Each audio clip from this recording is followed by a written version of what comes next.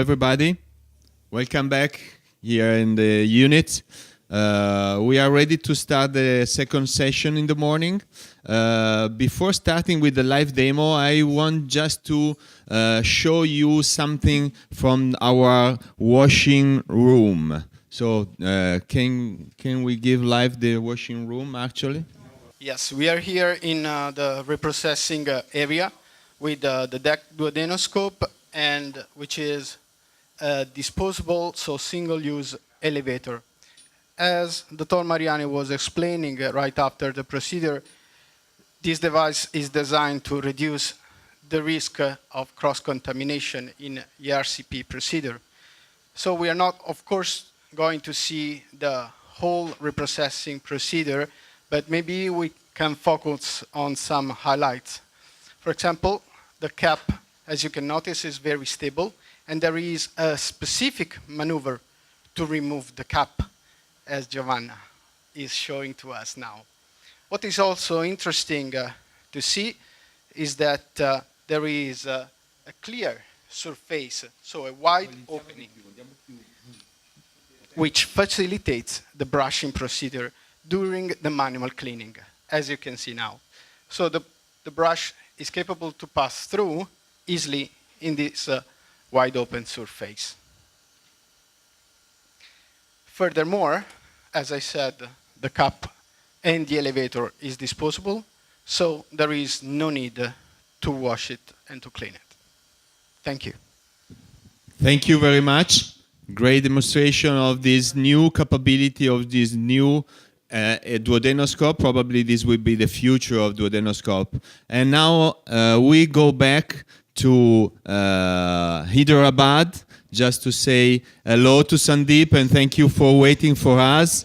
I know that you are ready. We are going to present your case and then we will give you the line. So we are going to present the case.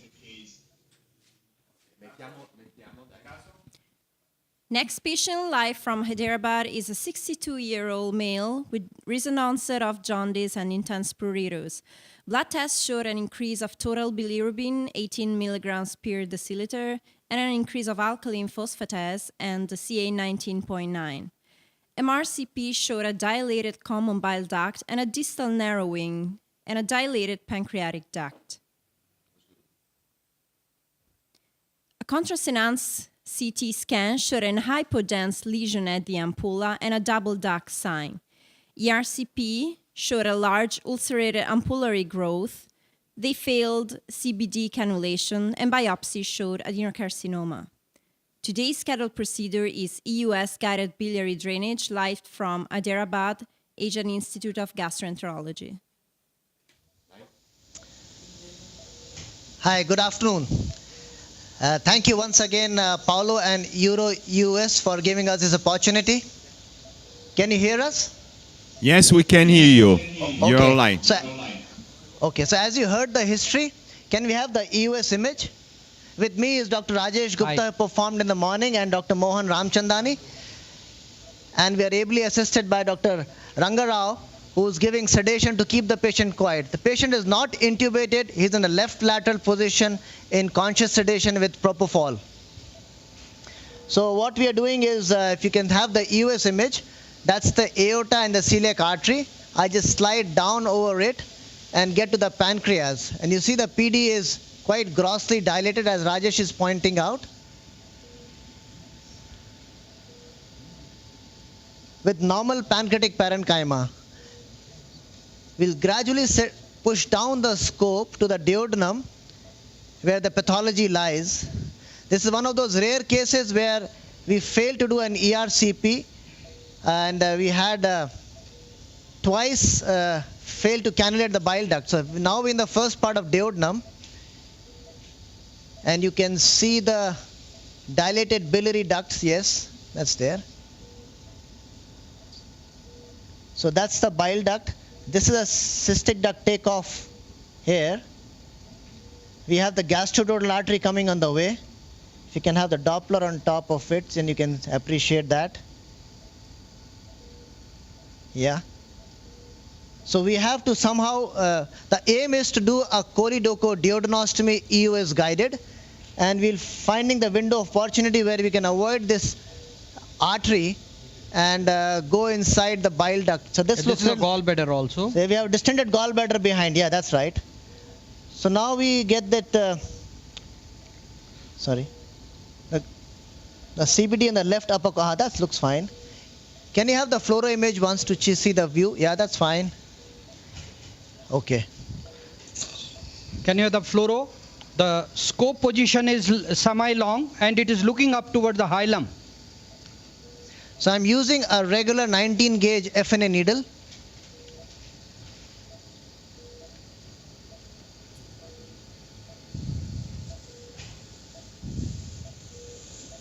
Sandeep, Yes. it's Anand. How you doing? Hi, Anand. I'm good. Thank you, Silly Anand. question. Yes. Why don't you just put in an Axios? We don't have that. We're not so lucky as you, Anand. In Canada, you can do whatever you want. We're still waiting for the You can get it Axios in to be Canada, you approved. can get it anywhere. So, Anand, are you happy with this position of the bile duct, which we are getting a window of it, and below that is a gallbladder? The bile duct is on the top. Yes. So if I can use the You're in the arrow, bulb? this is the I'm in the bulb. This is the bile duct, and this is the gallbladder below. And below is the cystic duct. So I'm That's an interesting position. yeah, it's a little different. పట్టుకోండి.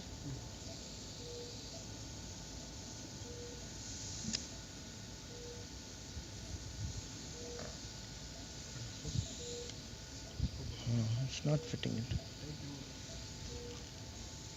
Okay.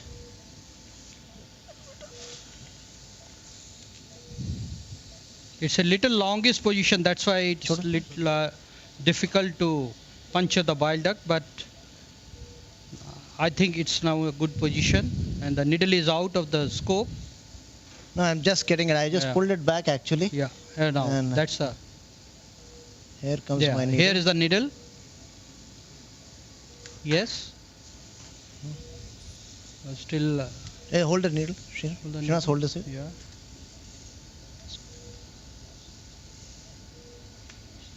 Yes. Yes. Now you are in. Can you appreciate that? Yes, yes. Okay. So, can you have the fluoro big now? And I will aspirate the bile. And yes, okay. Little bit of contrast, please. So that's the bile duct.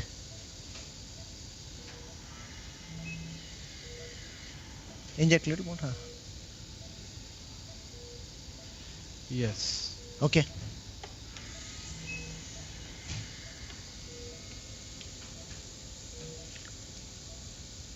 So I'm using a 450 centimeter wire now, long wire with an angle tip.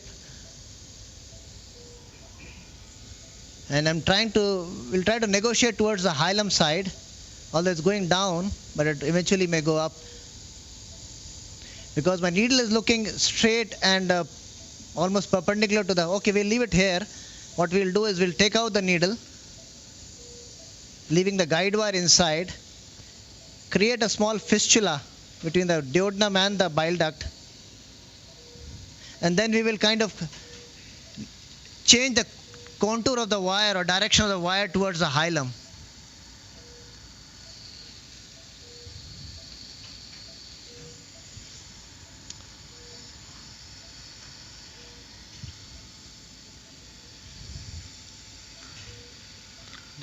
So this is the wire. Can you appreciate the wire? And just I try to see the exit of the wire from the scope.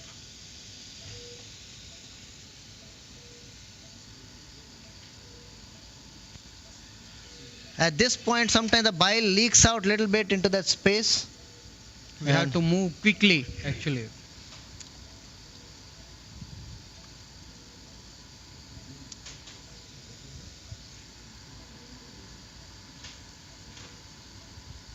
Tight wire, tight.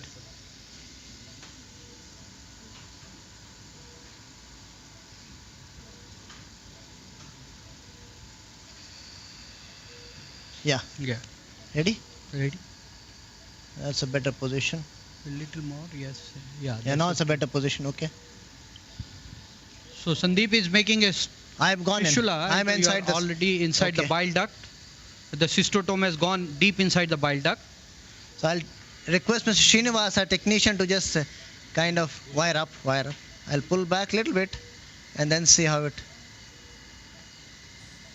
So that's a 6 French cystotome?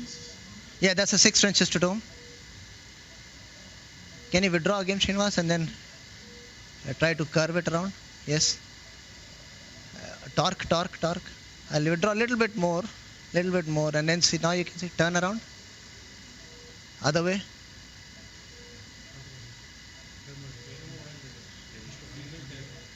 Okay.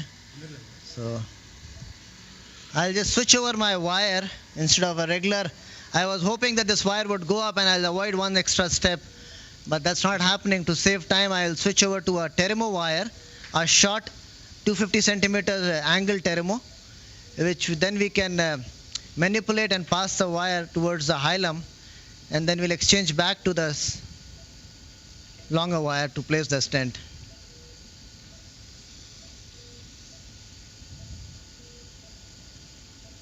Any comments, Anand? Paolo?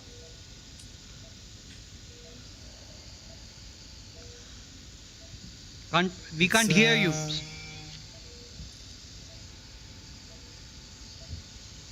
It's not a straightforward case.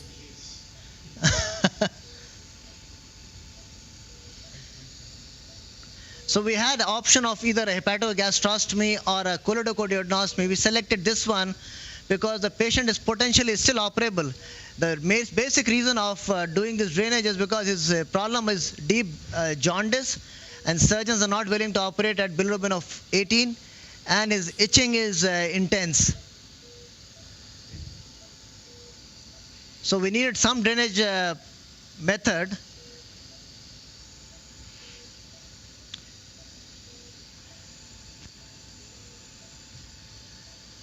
So the plan is to put in a Nagi stent? Yes, plan is to put I'll withdraw, to a fully covered biliary metal stent. Not the Nagi one. We don't have access, otherwise that would have been, hot Ideal access for- would have been very easy. Ideal. It's because it's not approved in India, or it's too expensive? Yeah, it's okay, it's gone up. Push, Harman. Push more. Because, no, this will fall back. So I need to go deep inside. Please try again. You can have the fluoro big to see the wire manipulation.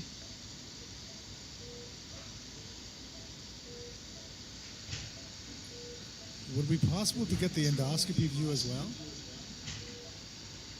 I'm sorry, Anand, I'm not able to hear you. They want endoscopy. Could we get the endo view as well? Not much to see. Push. Yeah, that's a problem. Because Okay, the no problem. loosely No dilated problem. bile duct, it is not going towards the hilum. No, घुमाते हैं इसको.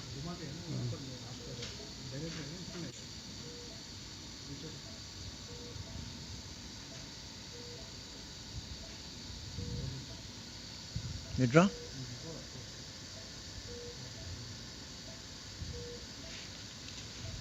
So guide wire manipulation, one of the most tricky things in EUS biliary drainage. Whichever route you enter, hepatogastrostomy or by choledochordioidectomy.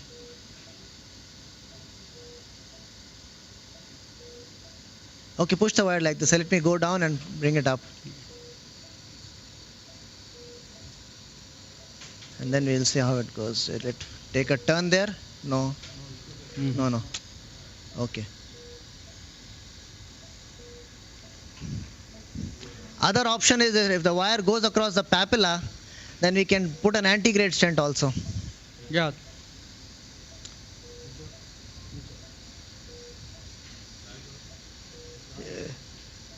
Yes. No. Srinivas, okay, go down across the papilla. Let's see that.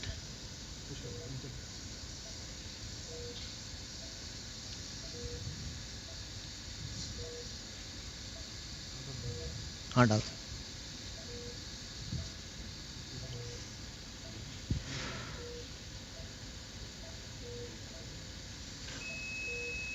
So we have to keep changing our strategies while we are doing cases. So since the wire was not going deep in the intrahepatic system, we are now attempting, if the wire can go across the papilla, then we can go do an antegrade biliary stenting from the choledochal, from the duodenum to the bile duct across the papilla. So that will be actually. And this is an issue which happens often with this hugely dilated bile ducts. Okay.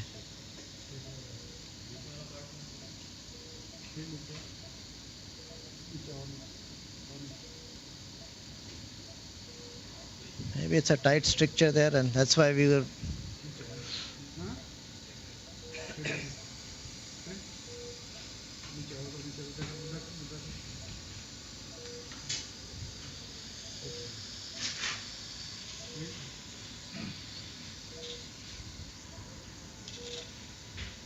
Sandeep? Yeah? While you are attempting to perform this anterograde, we will keep you on the side, so we will watch you, but we are going to present the next case, okay? Okay, that's Play. no problem. That's fine. Fine. Thank you.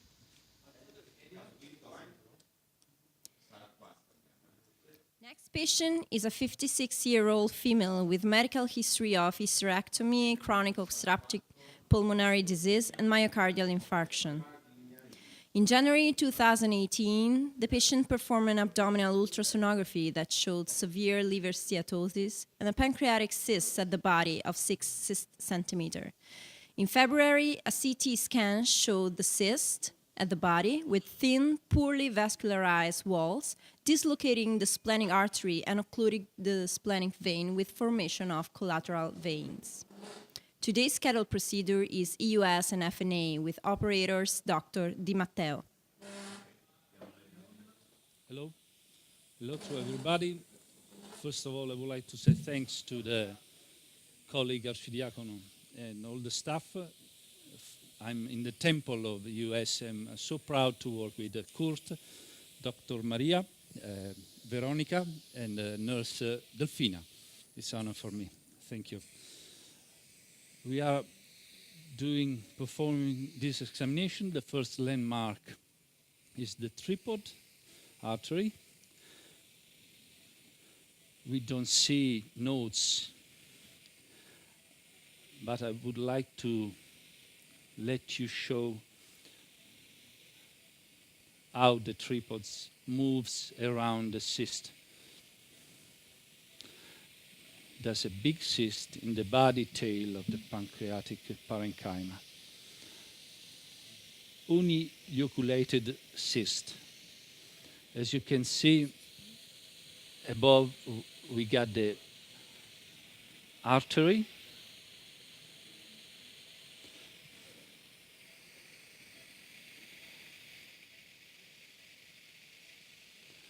Just on the left side.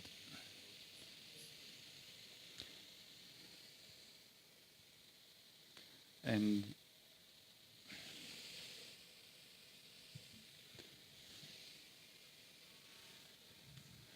there's no septa inside or a thickened wall.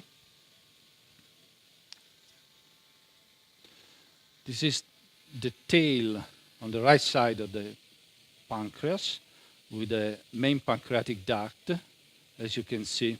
Francesco, Yeah? can you hear us? A little bit. Little bit better? Yes, thank you. Oh, so this is on, and what do you think is the cause of this cyst?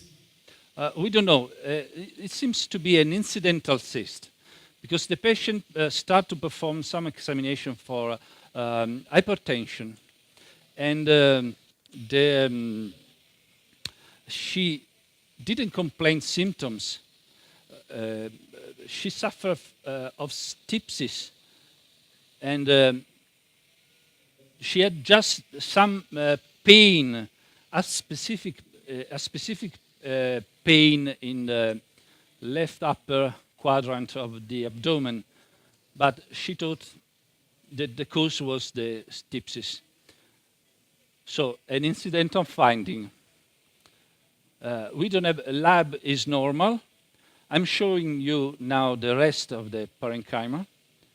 It doesn't seem to have a major or minor Rosenmund criteria for chronic pancreatitis. Normal duct, no strengths, normal, as you can see here, common bile duct. We get a, the arrow. Okay.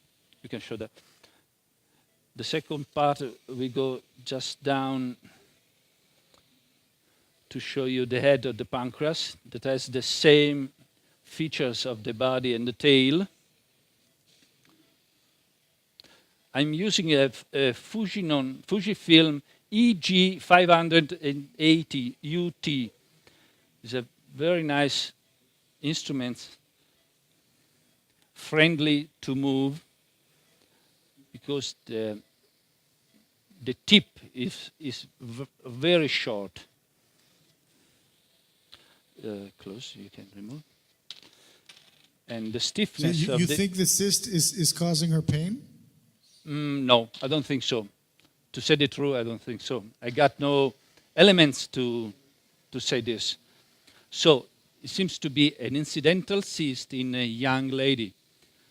As we heard this morning from the Elisabetta presentation, from that amazing presentation, this is an incidental cyst that probably goes directly to the surgeon. So I would like to start this examination with a question. Who's in the audience is going to puncture this if the destiny is to send the patient to the surgeon? Did you hear me? So Did you how many understand? people would puncture? Is the body It's and pretty tail- close to zero. That's Because if this is an asymptomatic cyst, why is it going to the surgeon? I think that is asymptomatic, but there's some compression of the splenic vein, and there are collateral vessels. So But probably no gastric varices. no gastric varices. I'm gonna check again. So how many people would send this to the surgeon? Pretty close to zero again. No, one. Okay. So we should take a biopsy. Well, nobody seems to want to puncture it either. Francesco, Yeah. don't you think it's abdominal dorsal duct or pancreas divisum? Probably a pancreas division. Probably. I'm not so sure. But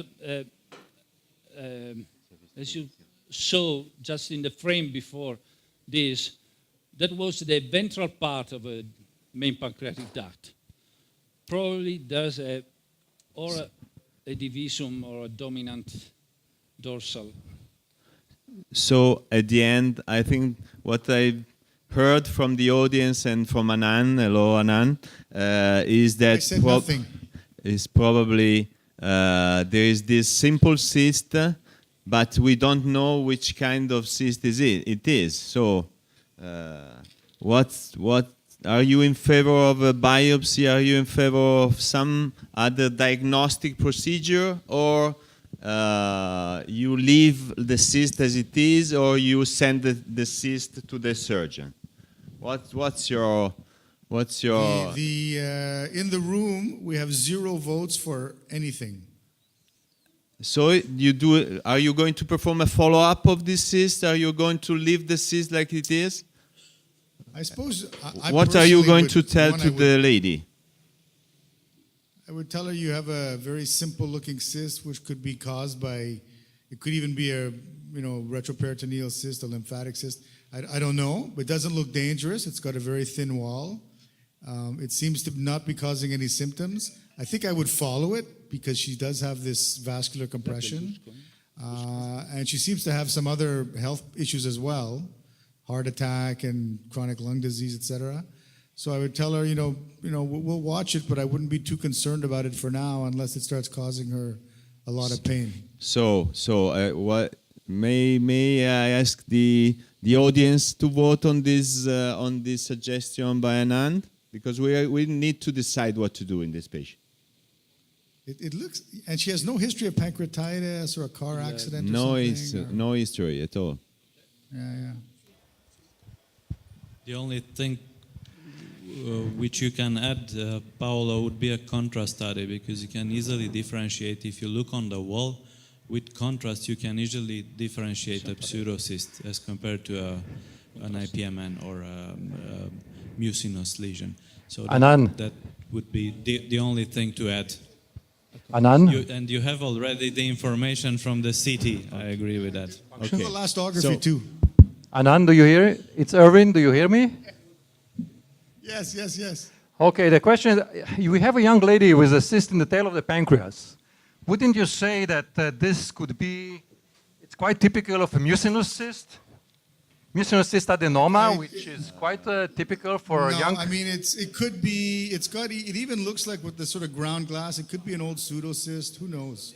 I mean, the bottom line is for me is, even if it's a mucinous cyst, the wall is thin, you can still follow it, and if it starts changing, then you could start doing something. But my philosophy is to first do no harm. And I just don't think it's worth the risk at this point. Yeah. Well, what I think that looks to me like more like a pseudocyst. If there is a possibility that we are dealing with a mucinous cyst, wouldn't you like to know that from the very beginning? And because you have now. I prefer to know as little as possible. Okay. So, guys, sorry to interrupt you. We need to go to present another case and go in another room. And so, Francesco, please decide, and then we let us know what you have decided. We are going to present the case in room number 7.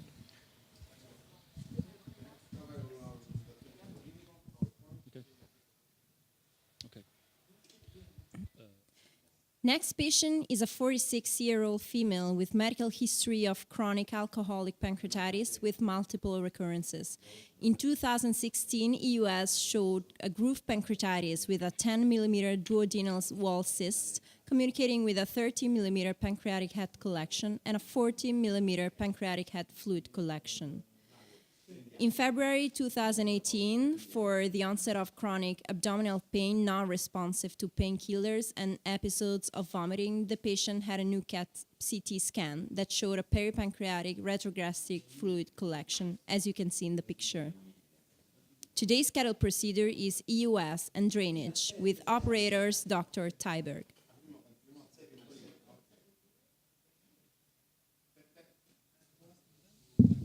Amy? Dr. Tyberg? Yes? Okay, you are online. Okay. Hi, everyone. Can you hear me? Hi. Hi. So Yes. we have while we were getting set up, we've identified the lesion here, and you can see that it's, do you have the EUS image up? Can you see the US image? Yes, we can. Okay, great. So you can see we've identified the best angle here. So there's just a small amount of duodenal wall in between the lumen and the lesion, and we should have a nice straight shot to put a stent right into this collection. Silly question. Why are you draining this? Some symptoms. The patient is symptomatic. She's had recurrent pancreatitis and persistent pain, and the thought is that the pain is related to this large collection at the head of the pancreas. And we just actually, before you came to us, we just aspirated it with just an FNA needle, and it does look a little bit cloudy and turbid, so there's some concern that there's a superinfection here as well. It didn't look just like a nice, clear, pure pseudocyst. Yeah. Amy? Yes. We go for 2 minutes in India because Sandeep is able to drain the common bile duct, and then we will be back to you. Okay. Sandeep? Back, we Sandeep? just managed to get the wire in, We saw and you. then we passed this stent, which is a 7 French device. Yeah, we saw you. it's a stent which is fully covered except the half centimeter at the inner part and the outer part. And if you have the fluoroscopic image, can you start deploying? I am too high up in the CBD and the puncture site, but I'm okay. I'm not crossing the hilum. Can you deploy please slowly? We'll pull it back then. Is it open? Yes, yeah. Yes. Okay. So it's below the hilum. Okay. Release. Little bit. We can release in the endoscope also, no problem. Okay. Okay. That's okay. We can release in the scope also, and then we can release from the. Yes, I think. Don't remove the wire. Leave the wire inside. So I have already deployed the stent. The bile, which is. It's not opened up fully. Yeah. Can you see the stent inside? You have to remove the PIP and the. Yes. Okay. Yes. So that's okay. The position looks fine. I am not crossing the hilum, so other side is not covered. But we'll place a plastic stent inside just for anchoring and for precautionary sake. So keep the wire inside. I'll withdraw the assembly and I'll suck the contrast and the bile, which is white bile. It's not a turbid or a yellow bile. Completely obstructed system. We tried our best to kind of go down towards the papillary side. Neither the contrast nor the wire went across the papilla. So stricture is very tight at the lower end of the CBD.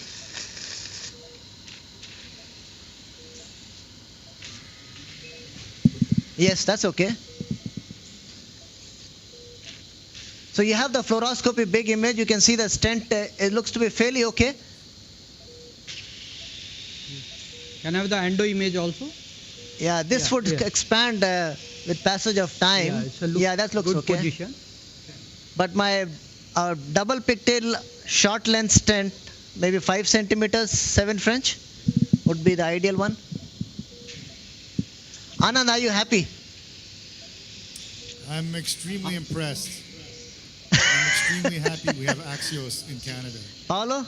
I'm really happy to have the opportunity to show this kind of procedures during our meeting. So it was a challenging but fantastic procedure. It was a challenging case. We can see aerobilia inside the liver hilum, and the intrahepatic ducts have some air. You managed great, really in great manner. Thank you very much, Sandeep. Thank you very much, Paolo. Thank you Thanks to for all the the opportunity. team, and see you tomorrow. That's right. See you tomorrow. Thank you very much. Thank you. So now we move back to room number 7 to Dr. Taiber. Ami, we are back to you. Okay, hi, welcome back. So while you left us, we just actually opened the lumen opposing metal stent with cautery, and we have a really nice angle here. So I think we're going to go just straight with the stent. But what I like to do is actually backload the wire, so that once I've advanced the stent into the collection, I then push the wire through and coil it in the lumen just to give myself an extra safety net. So we've already done that, and now I'm going to go ahead and load the stent through the scope. So she backloaded it at 35 Hydra wire inside the hot axis introducer. Okay.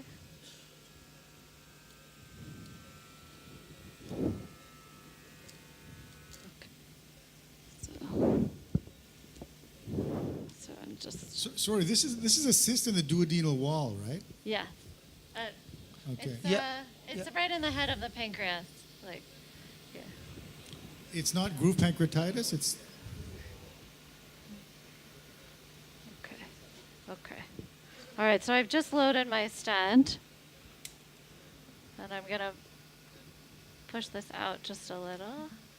Okay. So you can see now my stent just on the edge, and I should have a beautiful angle right there. So I just make sure the patient is grounded, and I'm hooked up to cautery. Yeah. Okay. Yes. Okay. All right. So now I'm going to go ahead and access the cyst. And I'm already in. Okay. So now if you can go ahead and push the wire for me. And you can see I'm making a nice loop there. Okay. Yeah, it's okay. Okay, can we fluoro? Can you do fluoro, please? X-ray? Okay. Now it's coming off. Yep, so see, I'm making a nice loop here.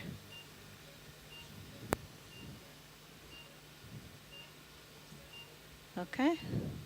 All right, so that's good. So now I'm going to go ahead and deploy the first flange, and we should be able to see this on the EUS image.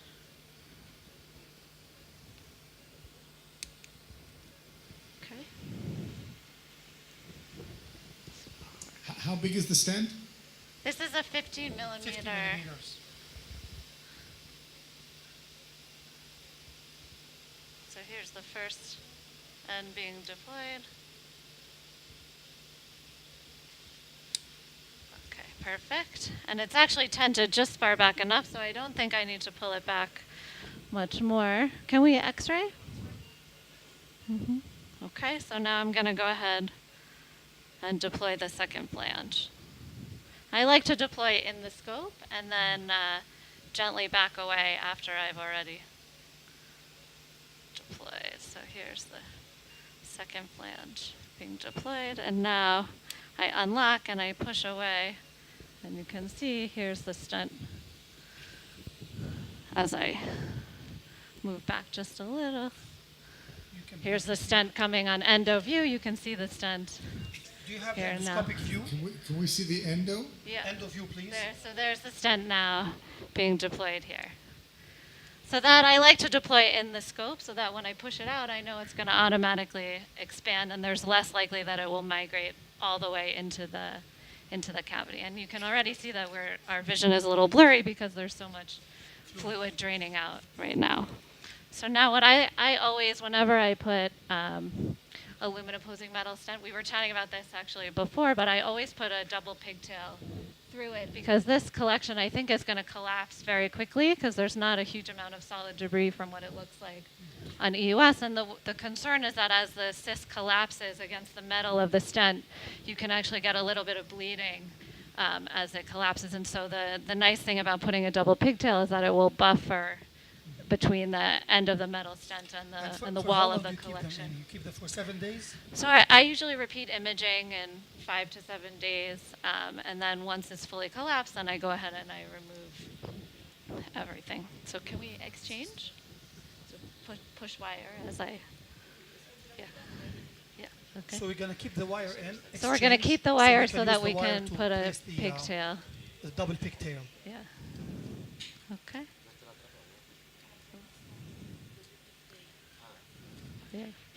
I also generally dilate the lumen of the stent. I don't know if anybody else has ideas about that, but I usually use a CRE balloon to dilate the lumen of the stent up to the diameter of the stent. So in this case, I would dilate to 15 millimeters. So you want to do it first before you... But if the fluid is draining nicely, why do you need to dilate? I do that because I think it anchors the stent a little bit better. And then it would just allow for even faster, the TTS faster balloon? drainage. In this case, No, she probably wants the less, balloon. less TTS urgent balloon, because the 50 fluid is millimeters. mostly So the clear and scope. less, Dilating balloon. there's less necrotic debris. But I think it anchors the stent in place nicely. Dr. Tyberg, Yes. I mean, just a question. There is no consensus on the need to dilate the stent. Why you are suggesting to dilate the stent in this case of fluid collection without debris or something like that? Yeah. I find that when you dilate the stent, it anchors it in place a little bit better. It sort of expands the lumen of it, and it just secures its position. Because usually the flanges are so wide that they usually anchor really easily. Yeah, I think it's certainly there's no wrong answer in this case. Either way, I think it would probably be okay. It's just my practice that I just routinely dilate just to secure it. And then you put double pigtail. And then I put a double pigtail through. Okay, so we wait for I this. don't know if you saw. There was just on the plane today. There's a series from Spain, about 250 cases, I think, and interestingly, I was very surprised. Predictors of stent migration and lumen-opposing stents was putting a double pigtail stent. Really? Huh. Yes, I couldn't believe it. I can't explain how that would. Anyway, be. I have to look at that. But I just saw it on the plane today. Yeah, I'll have to And the look at. bleeding risk was extremely low. If it bled, it bled within the first 3 days, and it was really a low risk. I think Sham is the unluckiest guy in the world. Di stare Who's got all fermi this un bleeding when attimo, nobody else e così does. lui lo riesce a mettere a fuoco. Yeah, I don't know. I've definitely seen some bleeding when this collapses. Amy? Yes. We move just for 2 minutes in room number 4 because I've seen that Francesco Di Matteo has punctured the cyst, so we can show the inner content of the cyst. Okay. Okay? Yes. Francesco? Yes. We follow a path, a small path through the gastric wall and the parietal wall of the cyst because there was the. So it's a pseudocyst. Yeah, seems definitely. You didn't listen to us. Yeah. Next time. So I'm we sure. have bloody content, so this means that No bloody content. no bloody. Brown. Brown. Okay. Typical so of we, pseudocyst. we need to increase the light in the room just to show better, probably. Yep. But it's typical of pseudocyst. So Could you switch on the light, please? is a brown. Paolo asked us to. Just to show that is. Se accendete la luce si vede. If you switch on the light, it's possible Okay. to focus on the. The better is. Okay. It's quite black. Yep. Very brown. Okay. So now what's the plan?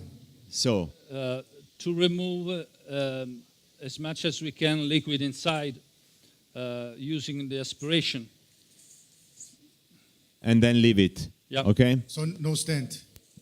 No stent. No No stent. stent. So thank you very much, Francesco. Thank you. We go back to room number Lots of 7 to antibiotics. conclude the procedure. Amy, Yes. so you are dilating. So we're okay. just dilating the lumen of the stent, X-ray, and now you can see there's no more waste here. So then I could go ahead and deflate. Yep. Okay. Okay. Okay. So I've just dilated. Now I'm gonna stick into my guns and put the double pigtail. So But you are Deflate. happy about that. We Excellent. all are happy about that. So Yes. now we move to another room and we are going to present the case in room number 5. and now it's draining even more. You can see. Next patient is a 59-year-old female with medical history of arterial hypertension, hypothyroidism, and dyslipidemia. In 1999, an abdominal CT scan showed a 15 millimeter solid lesion of the head of the pancreas. The patient underwent non-invasive follow-up with abdominal ultrasonography that showed an unchanged lesion during the years. In April 2017, for the onset of fatigue, hematochezia, and anorexia, the patient underwent colonoscopy with the excision of diminutive polyps and a new CT scan that showed the evidence of a 22 millimeter solid lesion of the uncinate process of the pancreas, hyper-enhanced after contrast injection. The patient is waiting to perform a gallium PET scan to confirm the hypothesis of a neuroendocrine tumor. Today's scheduled procedure is EUS and FNA with operator Dr. Dietrich.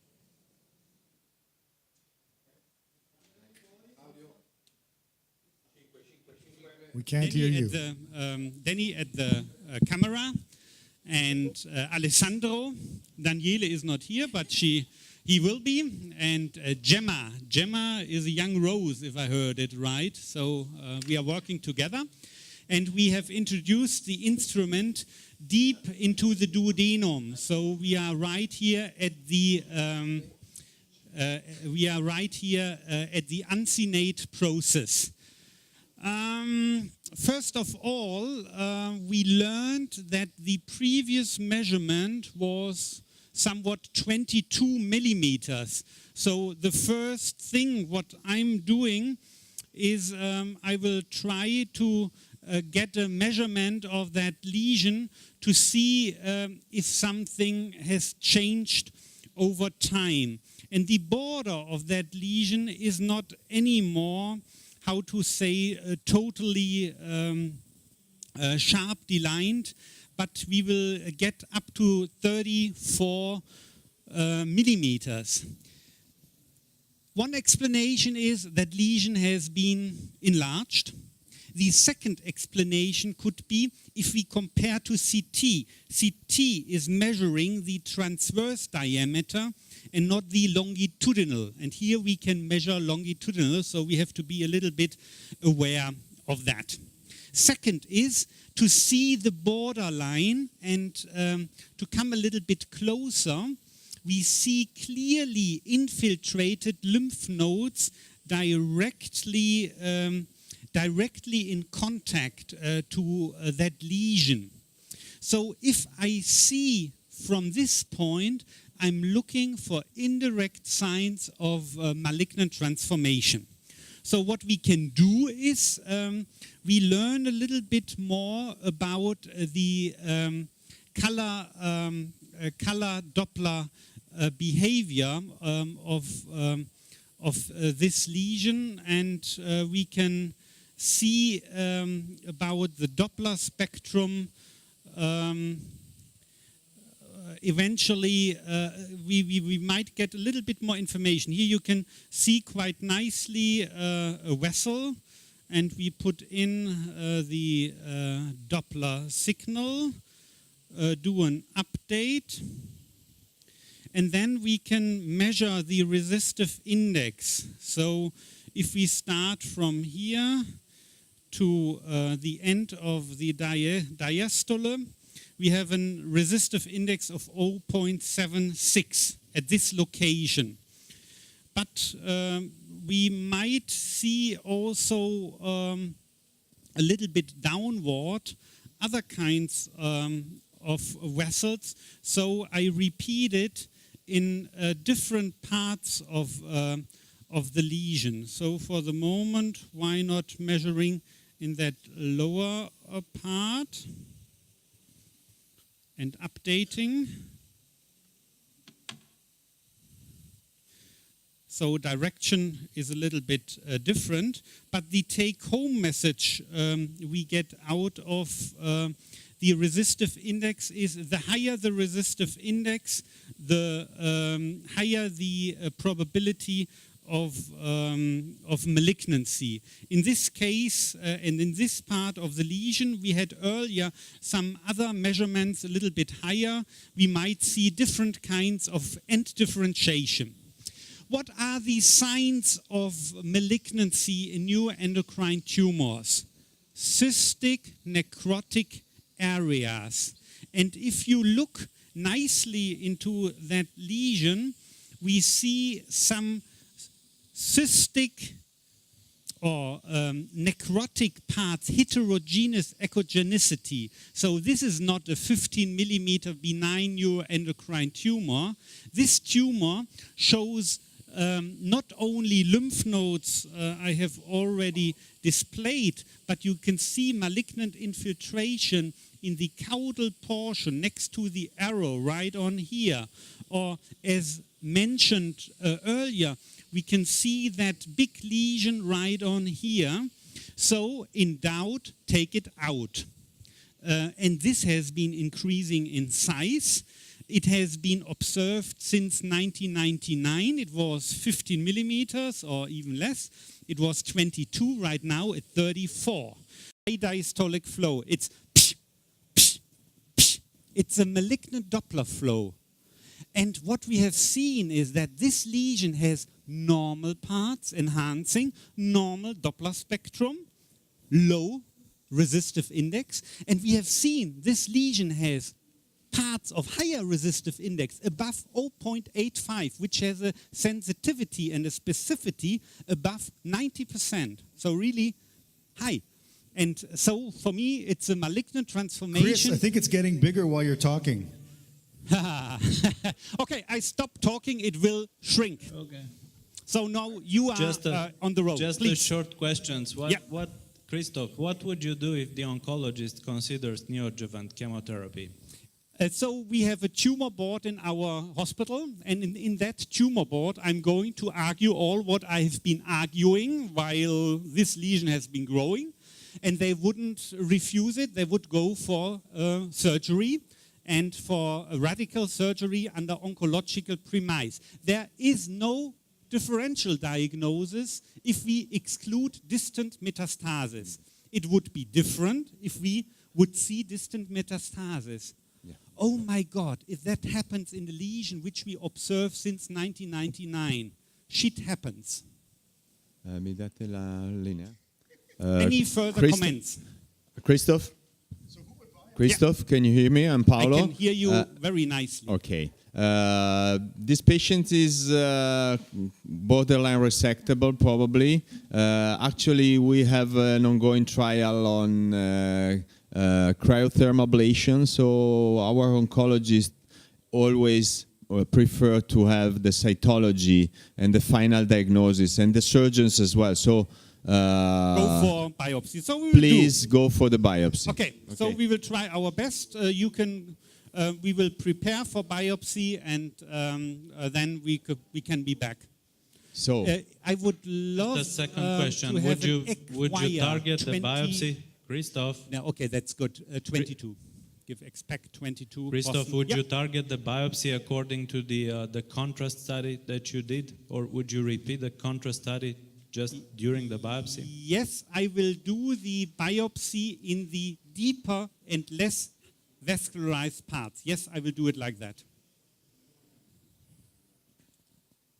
Okay. So let's see on how we can manage this. So what needle is this? It's 22 if they, it's an Expect Boston 22 Expect needle. I would, in my department, I would do it without rows, rapid on-site cytology with an Acquire 22. But since we are going for cytology right on here and they are prepared for that needle, I'm happy to follow the advice. So right now we are in a good shape. Try to optimize the setting.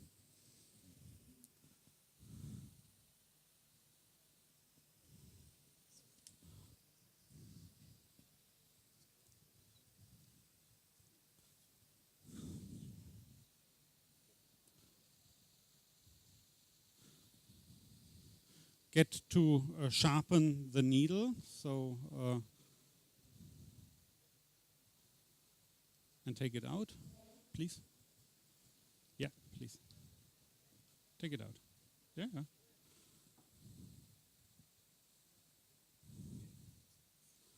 Okay, that's good. So let's see on how we get that done.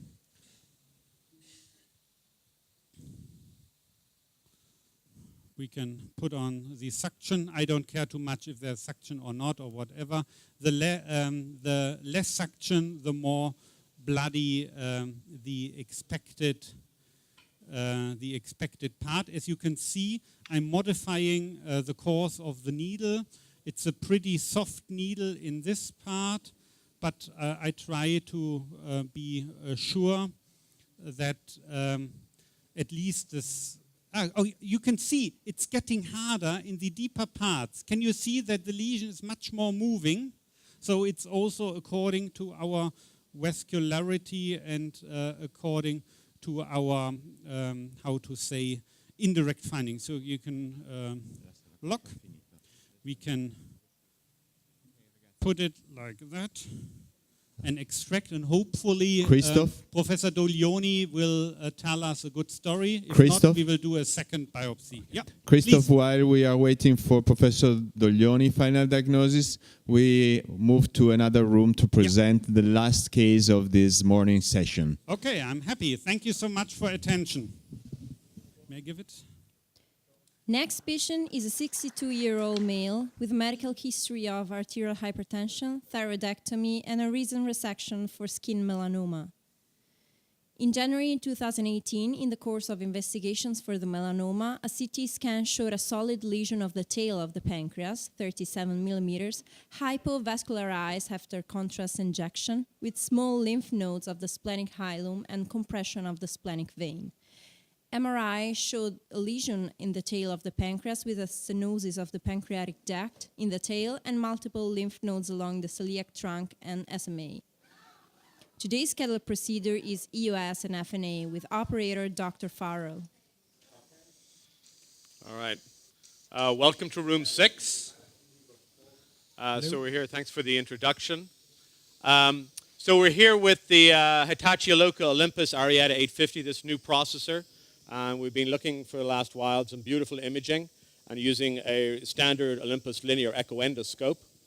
I don't know if you have the EUS image up, but we'll start with just show you the mass lesion that was seen, and we'll proceed from there. We have the linear echo endoscope in the stomach, and let's see if we can find our little... After finding it here, so as we're pulling back, this is this irregular hypoechoic lesion. I think we can just, we'll measure it. We'll just freeze it there and measure this guy here. And our enter button is this guy. So probably upwards at about, 3.3 centimeters or so. We'll get it back in. Just to say, we also looked around. I think it's kind of important doing these exams, due to the size of the lesion and stuff like that. This patient is potentially resectable depending on what protocols are in place. But I think it's also very helpful to, take a look at lymph node stations such as the celiac axis. So we had a good look here at this is the celiac axis that we can show people. If I show the cursor, which is this guy. Just here's our aorta in long view, celiac artery taking off. And so looking for lymph nodes here. And we had looked earlier on. And then I think it's also very helpful to spend some time looking at the liver. Per the report that was given, there was no evidence of metastatic disease. But I think it is important that I'll pull up the liver here in a sec. So it's good. And you can see the really high-quality imaging here of this particular processor, looking for lesions that would be accessible, at least in the left lobe of the liver. And we had a reasonably good look earlier on. Didn't really see anything that was suspicious that we'd want to go after. That would obviously upstage the patient. So, what should we do next, I suppose, is the question. So do you think this is a primary pancreas or a metastatic melanoma? Yeah, we had that discussion earlier on. I think certainly melanoma can metastasize to the pancreas, but even still as a cause of metastasis of the pancreas, it would still be unusual in the absence of other metastatic disease. But I think we keep that on the differential. Other sorts of things that are more likely to metastasize are more renal cell carcinoma. So I would say, statistically speaking, it's more likely to be a primary pancreatic adenocarcinoma, or obviously some other form of pancreatic tumor based on its look. Probably less likely to be an endocrine neoplasm. But I think it is important, under these reasons, to get a tissue diagnosis.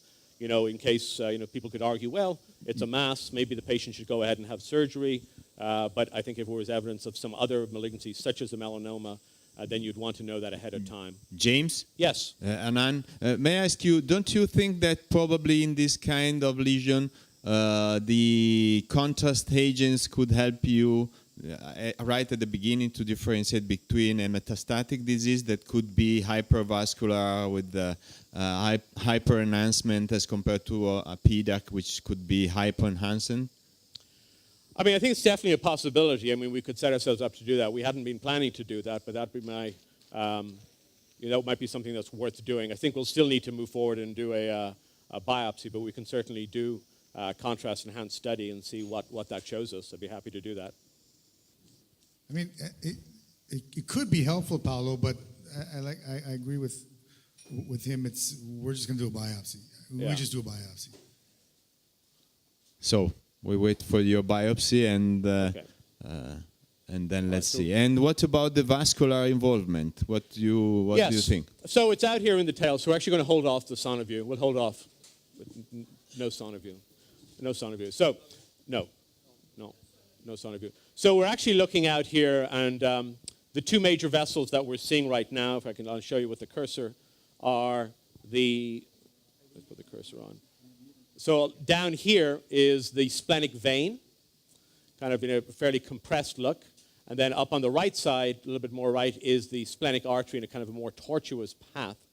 So, out in this area, the issue of vascular involvement is not as critical from a surgical point of view, but it does get concerned if you start encroaching on the portal confluence.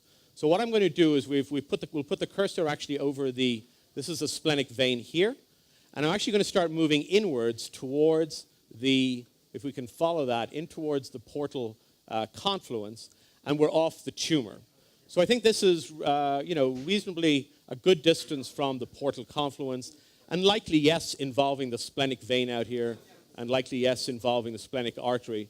But from a practical surgical management, be it they do a formal distal pancreatectomy, whether they save the spleen or not, probably not going to impact on that, as that will all come out. All right. So we're going to go ahead and biopsy. What we're going to use is just for the purpose of getting a tissue diagnosis today, we're going to go ahead and use a 25 gauge FNA. In my typical practice, what we end up using is 25 or 22 with on-site cytology. And then I will tell you that increasingly we're beginning to do more and more core biopsies as either a rescue backup or because of the need for additional tissue. And so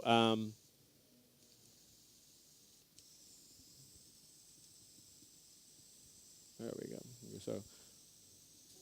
So this, James, so this means that you use also bigger needles for core, so you use 2 needles per session? Slowly drifting towards just using 1 needle and using a 22 core needle, be it either a Shark or Procore, with no strong allegiance to any one system per se, or the Acquire, and actually using both for both cytology as well as getting core material. And we realized that in the beginning we were using 2 needles and have begun to kind of look at just using 1 needle to get both rapid on-site results as well as getting core material. You can get on-site with a core needle as well. With a core needle? For sure. Yeah, sure. Yeah, you just put it on the slide, then scrape it off and leave what's on the slide for the cytologist. So here we are. We see the needle coming in from the right side into the mass. I pulled back the stylet a little bit.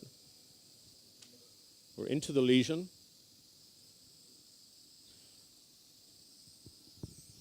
I like to use suction.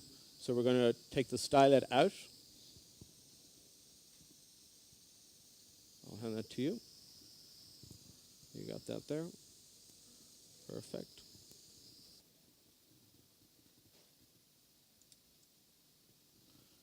And I don't know if our pathology colleague is here. And we'll get the sample prepared and sent there.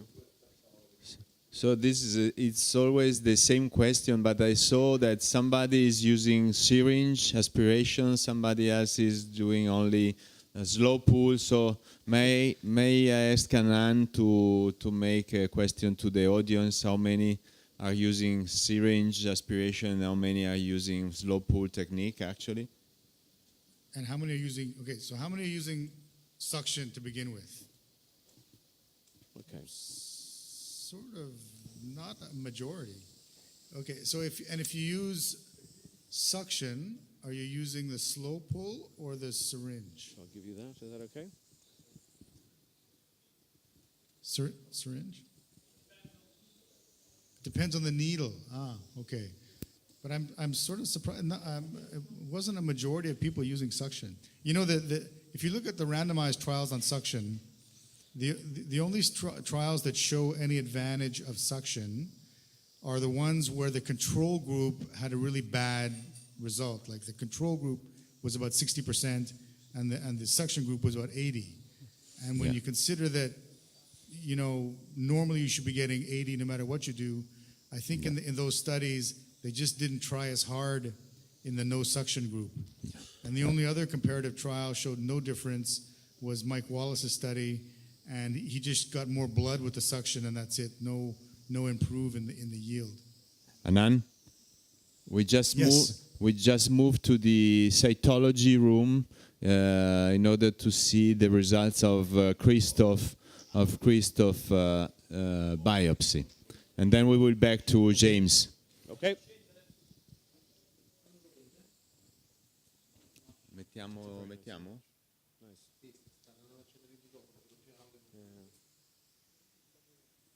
Okay, just 1 minute. Yeah, yeah.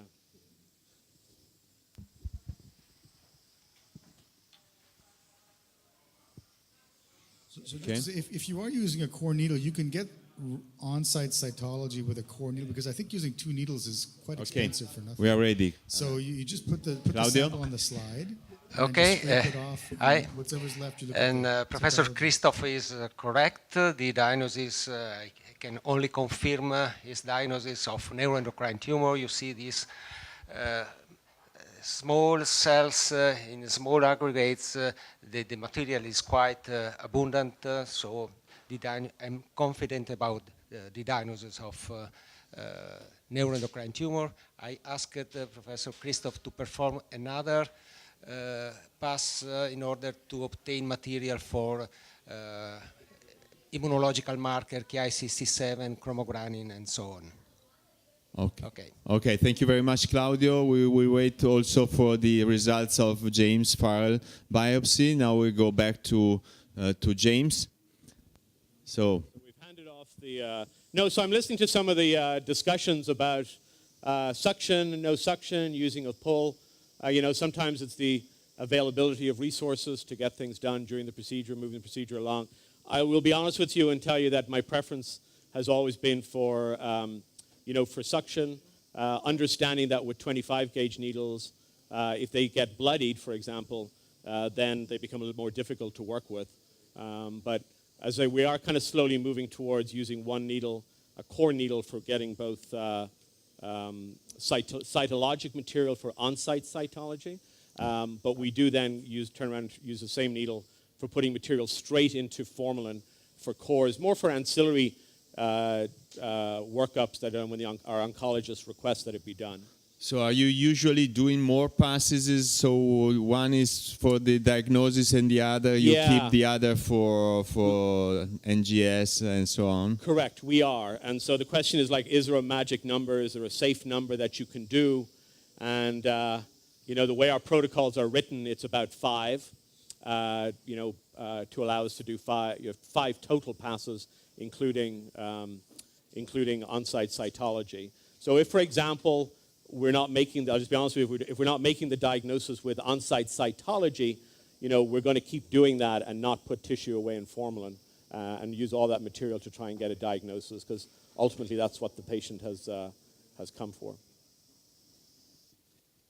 Okay, so you can take the other biopsy because for sure we need. Okay, thank you.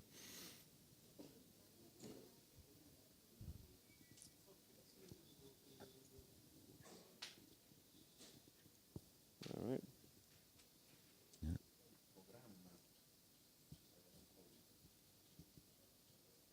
I'll give you that. So, and what can you comment on the fact that somebody said that if you use the contrast media, you can depict necrotic areas inside the lesion, so this can guide you in the biopsy?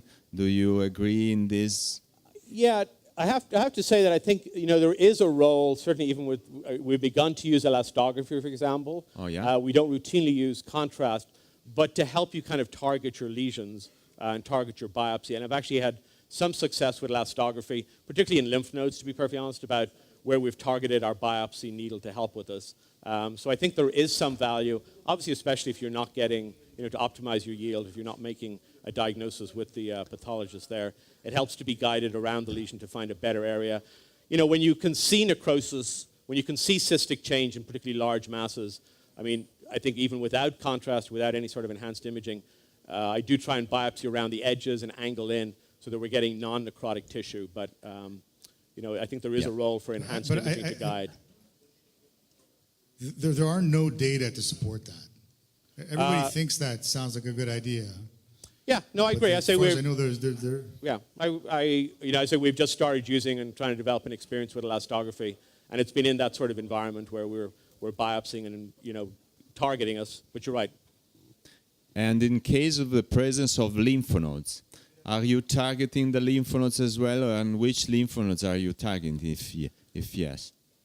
In this particular case, or in? No, I don't think that this particular case has lymph nodes, probably. No. Yeah. So in case you have a lesion in the pancreas and lymph nodes, which station? Do you biopsy the lymph nodes, and which stations? Yeah, typically the lymph nodes we go after depends on where on the lesion is, but a lymph node, for example, in the region of the celiac axis, depends on where the primary lesion in would be an important lymph node to chase down. I think lymph nodes that get forgotten about all the time are thoracic lymph nodes and thoracic staging. And so typically our patients will have, if there's a suspicion of a malignancy, we'll try and get a chest CT to help guide us there. And then the surgeons tell us about a very large lymph node that's just superior to the pancreas, that if they find at the time of operation, they would rather not resect. And so we'll look for very large lymph nodes in the region of the head of the pancreas for patients who've got pancreatic head masses. There's some data showing the pancreatic body lesions. There's a guy from Iraq who says like 15 or 20% of their patients have mediastinal mets. I haven't seen that in North America, but you can certainly look at the mediastinum with the U.S. on the way down if you're concerned about that. Yeah, I don't think we talk about it enough. I think in the rush to get down to the pancreatic mass and to get on with it, you know, you go by it. We had a look down here as we were going and didn't see anything. But you know, ultimately, it's very important and is part of the current guidelines for pancreatic cancer staging. So we do our best to try and understand what's going on with mediastinal lymph nodes. Again, we're here, and we can take a look. No, I think it's extremely unlikely to find mediastinal. I mean, even the most aggressive, we don't see them. There's just, maybe in Iraq or something, there's something different. But I don't think it's a very frequent site of metastasis from pancreatic cancer. Unless it's extremely.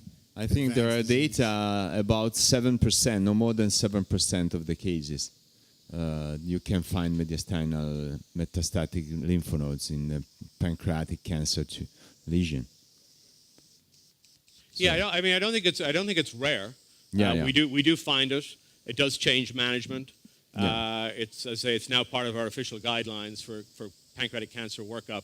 And as I say, if we're down here doing a linear EUS, it doesn't take much more to kind of look in the area and biopsy if needs be. So I think that we need to wait 2 more minutes for the final diagnosis, and then we can go for lunch.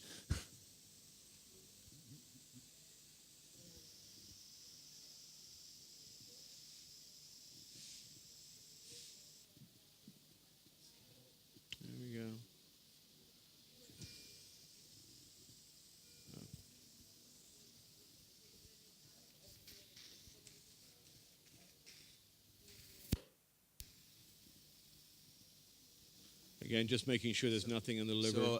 So, while just because in the first there was no material, they are looking for the second. I think that we would need a third one as well. We'll keep going. Okay. We'll keep going.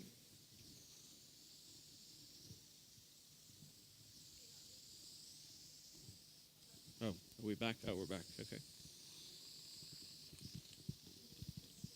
So how do you decide when to use a 25 and when to use a 22?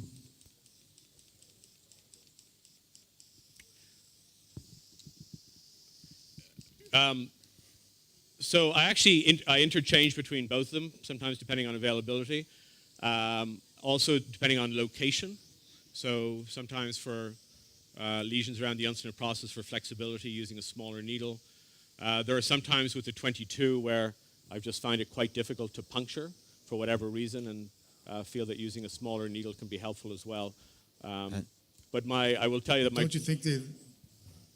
And may I ask? You think one is better than the other? You know, as we're kind of moving towards getting, tissue for cores and things like that, I think my preference has actually always been to use a 25 based on some of the data that I had seen. But I'm kind of conscious of the fact that to get core tissues, it might require me to use a 22 more frequently. But it depends on what the kind of the issue is with it. But I do actually interchange between needles. And after how many passes you decide to change the needle? Yeah, typically it's in the region of 3 to 4 passes, probably about 4 passes, depending on what we're getting. And if we're really not making progress, I'll end up changing the needle to try something different. And which is your second choice usually? Well, if whatever, it's a different gauge. So not necessarily by manufacturer, but just by gauge. So if we're not making progress. So you change the gauge, not change the shape of the needle? No, I go for a different gauge. Because sometimes happen that the patient, you cannot obtain any material from with one needle, and then you change the needle, and that's at the first pass you have enough material. So it's always a challenge. So here we go. And sometimes it's very difficult to understand why you cannot obtain tissue with one needle and you obtain enough with the other. No, it really is. And I think, that's even one of the issues, I think, with core biopsies is trying to understand issues why on certain days, certain core biopsies work incredibly well for certain lesions. And I assume it's something to do with the nature of the lesion that we can't necessarily appreciate at the time of EUS. But why essentially mass lesions that look the same, on one day using the exact same technique, we get good tissue. And on other days, using the exact same technique, we get very poor samples, and I think there's kind of an area of research to understand that, to understand what it is about our needle designs. And we had a good experience with the Procore reverse bevel. We've actually good experience now with the Shark needle and with the Acquire for the quality of tissue that we're getting, kind of when we look at it under a microscope. But there are days when all those needles will let us down without a good explanation. Yeah, but I think the data are showing pretty clearly now that the Procore does not work, and that the Shark Core and the Acquire actually do work, and there's one randomized trial comparing Shark Core to Acquire, which shows them to be about pretty much the same.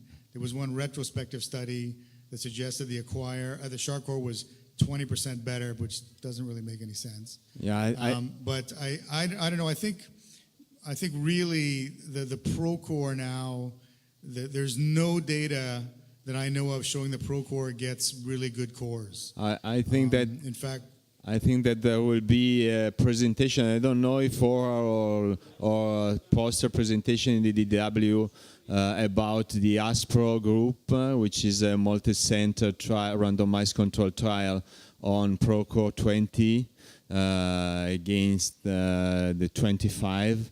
And when it shows that the capability of Procore 20 to obtain,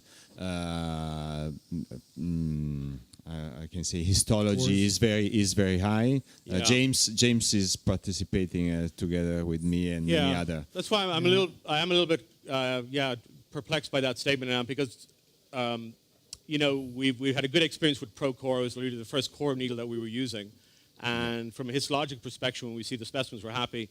We now have this ASPRA study. There's not a lot of head-to-head data between one needle versus the other. There's a lot of subjective interpretations of what's out there. I will say one of the beauties of the, just in defense of the Procore, but I say we use all these cores in a regular practice. The ability of having a 20-gauge needle with a decent amount of flexibility, I think, is handy. Okay, guys, thank you for being so patient. We now move to the pathology room, because Professor Doglioni has the final result, probably. Claudio? Yes, the final result, unfortunately, is adenocarcinoma. The material is is sufficient, highly necrotic, with few neoplastic cells, but sufficient for the characterization of this lesion. You see these goblet cells, these mucus cells in this group of atypical epithelial cells. So final diagnosis, adenocarcinoma. So thank you very much, Claudio. And thank you very much, James, for this great presentation and examination. I think that we can move to lunch. Thank you for being here, and see you at 2 o'clock, I think. 2 o'clock sharp.